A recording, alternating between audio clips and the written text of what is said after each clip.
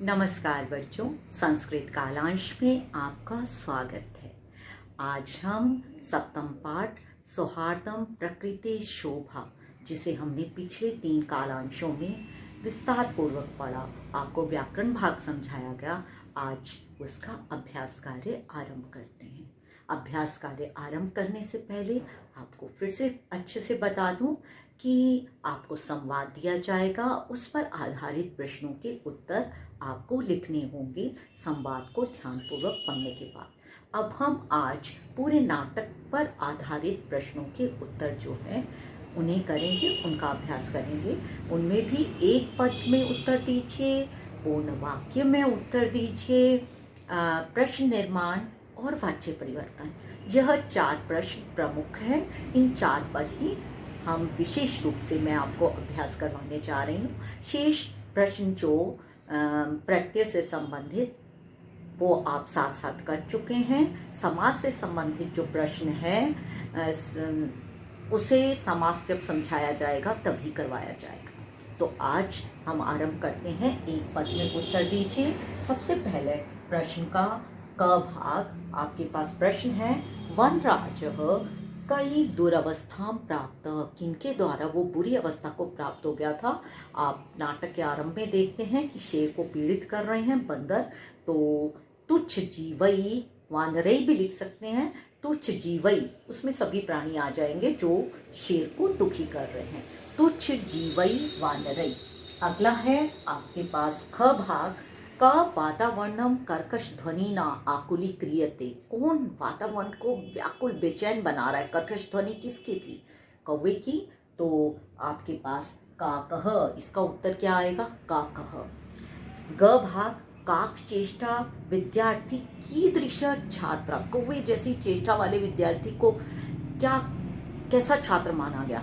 आदर्श विद्यार्थी के जब हम 5 लक्षण बताते हैं तो कहते हैं काक चेष्टा, बकोध्यानम, श्वान निद्रा। तो यहाँ पर काक चेष्टा वाला जो विद्यार्थी है, जिसकी कौवे जैसी इच्छा शक्ति है, लगन है, वो एक आदर्श विद्यार्थी है। तो आदर्श छात्र कथ्यते। कह आत्मानम बलशाली पराक्रमी विशालकाय कथ्यति। कौन कहता है अपने आप को मैं बलशाली हूँ, पराक्रमी हूँ? आप इसका उत्तर क्या है? गज, हाथी।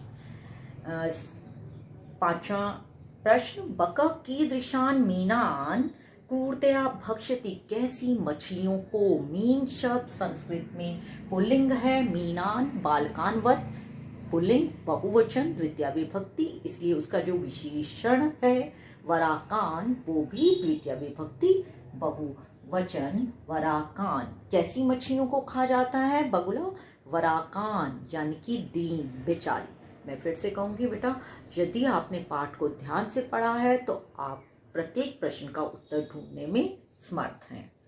अगला प्रश्न, मयूर कथम नृत्य मुद्रायाम स्थित भवति। कैसे नृत्य की मुद्रा में खड़ा स्थित होता है? अपनी पूंछ को उठाकर। आपने मोर को नाचते हुए देखा है, पाठ में भी बताया गया। तो पिच्छान उद्घाट्य अन्ते सर्वे मिलित्वा कस्य अभिषेकाय तत्पर भवन्ति। राज्य अभिषेक के लिए तत्पर हो जाते हैं। किसके? उल्लू के। उल्लू आत्मश्लाघाहीन है, वो अपनी बड़ाई में कुछ नहीं कह रहा है, इसलिए उल्लू की प्रशंसा के लिए उल्लू के राज्याभिषेक के लिए सभी तैयार हो जाते हैं। अस्मिन् नाटके कति पात्रा सन्ति। आपसे हम गिनेंगे और बताएंगे। फिलहाल मैंने इसका उत्तर लिख दिया है, 9 पात्राणि सन्ति। ऐसा प्रश्न नहीं आएगा क्योंकि संवाद में आपके पास सारे पात्र नहीं आ रहे हैं। तो जो संवाद पर आधारित प्रश्न होंगे उनके उत्तर आपको ढूंढकर लिखने होंगे। अभी हम पूरे नाटक पर आधारित प्रश्नों के उत्तर लिखने का अभ्यास करते हैं। पूर्ण वाक्येन उत्तरत, पूरे वाक्य में उत्तर दीजिए। क भाग दूसरे का, निसंशय कह कृतांत मन्यते। किसे कृतांत यमराज कहा गया? इसका उत्तर पहले श्लोक में है। आप पहले श्लोक का अन्वय लिखेंगे। मैंने संकेत दिया है, य परई पीड्यमानान वित्रस्तान। आपको पहले श्लोक का अन्वय दिया गया था। जो अपने पीड़ित, त्रस्त, दुखी प्रजा का पालन नहीं कर सकता, उसकी रक्षा नहीं कर सकता, वो राजा क्या है? कृतांती। वो यमराज के समान है, भक्षक है। तो आपने पहले श्लोक का अन्वय लिखना है। बक वन्य जंतूनां रक्षोपायान कथम चिंतितुम कथ्यते। कैसे कहता है कि बगुला मैं तुम्हारी रक्षा का उपाय सोचूंगा, तो उसके लिए वो अपने को कहता है कि मैं स्थित प्रज्ञ के समान शीतल जल में खड़ा रह करके आपकी उपाय पर योगी के समान सोचता हुआ, विचार करता हुआ तुम्हारी रक्षा के उपायों को सोच सकता हूँ, क्योंकि मैं बहुत ध्यान अवस्था में रहता हूँ। तो अहम तु शीतले जले यहाँ से आरंभ करेंगे और इसका उत्तर लिखेंगे। अगला है और उपायान चिंतयिष्यामि यहाँ तक। ग भाग अन्ते प्रकृति माता प्रविश्य सर्वप्रथमं वदति। किम वदति, क्या कहती है? वो सभी को कहती है कि भो भो प्राणिना युजम सर्वे मम संतति अस्ति यथा समयम युष्माकम सर्वेषां महत्वम विद्यते। तो इस प्रकार की जो पंक्तियां उसने कही थी वो आपको संवाद में दी होंगी। ऐसे ही आप नाटक से ढूंढकर उसे लिखेंगे, भो भो प्राणिनः, वहां से। यदि राजा सम्यक न भवति तदा प्रजा कथम विप्लवेत। कैसे डूब जाएगी अगर राजा उचित नहीं है, ठीक नहीं है, रक्षा नहीं कर सकता है। तो उसका आपको श्लोक के माध्यम से ही इसका उत्तर दिया गया था कि जिस राज्य में राजा अच्छा नहीं है उसकी प्रजा का विनाश जैसे बिना नाविक के नौका होती है उसके समान होगी। तो अकर्णधारा बिना नाविक के नौरेव नौका के समान विप्लवेत। आप पूरा उत्तर लिखेंगे, मैंने आपको संकेत दे दिया। प्रश्न निर्माण में आपको अच्छे से ज्ञात है, प्रश्न निर्माण पर पहले भी वीडियो बनाई जा चुकी है कि जो रेखांकित पद है उस पर विचार कीजिए, उसकी विभक्ति वचन सोचिए। पहले प्रश्न में रेखांकित शब्द हमारे पास आ रहा है स्वरक्षायां, स्त्रीलिंग सप्तमी विभक्ति, इसलिए किम स्त्रीलिंग सप्तमी कस्याम। फिर दूसरे में आ रहा है शुंडे, सूंड से पुल्लिंग तृतीया एक वचन, किम की भी पुल्लिंग तृतीया एक वचन। ग भाग में आया आपके पास वनराज पदाय, तो चतुर्थी विभक्ति वनराज पद के लिए योग्य मानते हैं। तो किसके लिए? कस्मै, किसके लिए? प्रकृते, अगला है मयूरस्य नृत्य प्रकृते आराधना। प्रकृति शब्द स्त्रीलिंग, इसलिए हमने कस्या किम षष्ठी स्त्रीलिंग शब्द कस्या। सर्वे सभी प्रकृति मात्रम प्रणमंती, तो प्रकृति मात्रम स्त्रीलिंग शब्द द्वितीय विभक्ति, हमने लिखा किम स्त्रीलिंग द्वितीय काम। तो ये 3 प्रश्न आपको संचिका में करने हैं। इसके अतिरिक्त मैं आपसे कह रही हूँ कि 7वां प्रश्न जो वाच्य परिवर्तन से संबंधित है उसके भी वही भाग करेंगे जो लट लकार में है। शेष प्रश्न आप पढ़ सकते हैं। चौथे प्रश्न में आपको हाँ और न में उत्तर देने हैं कि क्या ये वाक्य सही है या गलत है, आप स्वयं करेंगे। 5वां प्रश्न रिक्त स्थान भरने हैं। आपको जो मंजूषा में शब्द दिए गए हैं उनका अर्थ आने चाहिए। स्थित प्रज्ञ बगुले के लिए यथा सम्यम प्रकृति माता के द्वारा कहा जाता है उचित समय पर। मिथ्या मिथ्य भक्षक शुद्ध अशुद्ध खाने वाला, यह शब्द आया था विशेषण के रूप में कौवे के लिए। अहिभुक ये मयूर के लिए प्रयुक्त हो रहा है, सत्य को खाने वाला। आत्मश्लाघाहीन, यह उल्लू के लिए प्रयुक्त हो रहा है पिक के लिए।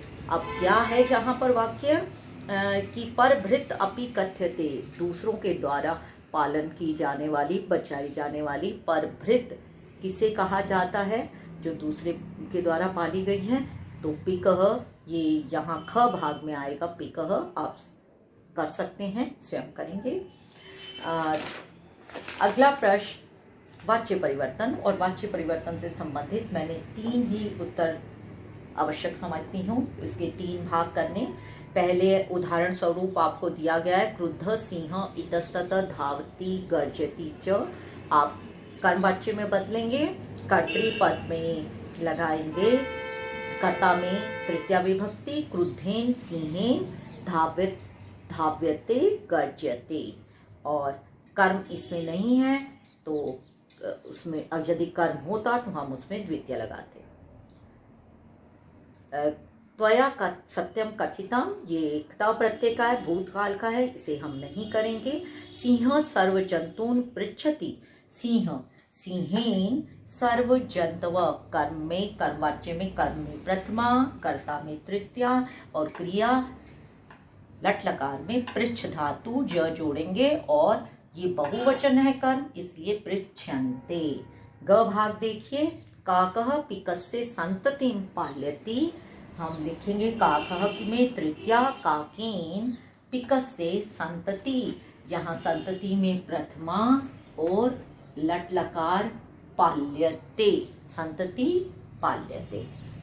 इसके अतिरिक्त पांचवा भाग भी किया जा सकता है। सर्वै खगै कोऽपि खगा एव वनराजः कर्तुम इष्यते स्म। सर्वै खगै की जगह प्रथमा, सर्वे खगा।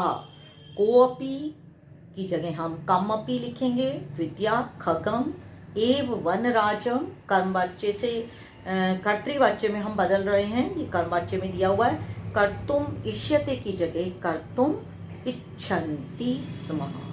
तो ये जो दो भाग बने वाच्य परिवर्तन के आपको जो करवाए और जो उदाहरण स्वरूप दिया गया था वही महत्वपूर्ण है और इतना करना हमारे लिए आवश्यक है।